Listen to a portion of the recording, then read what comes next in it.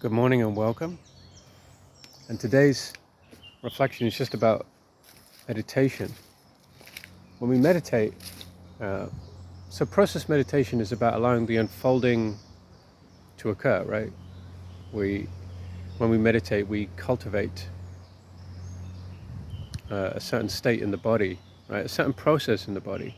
So that's parasympathetic. And there's a certain process that occurs between the heart and brain, which is they synchronize, they become more coherent. And when we do this in nature, that is easily accessible, much more accessible than if we do it in a busy urban environment. Because one of the things that's very clear is that the information in your environment, the wavelengths of light, the colors, the shape and everything, induces a certain response, a certain state in the body. So urban environments induce a certain state. And that's because our bodies are situated in those environments, and our bodies have responses to environment, and our thoughts and emotions always correspond to that. And our thoughts and emotions can be very different from that also. So in process meditation, when we meditate and we inhale and exhale, we're not forcing, creating, letting go, holding on, and we're not trying to be still or devoid of something. We're not trying to empty, we're not trying to be full.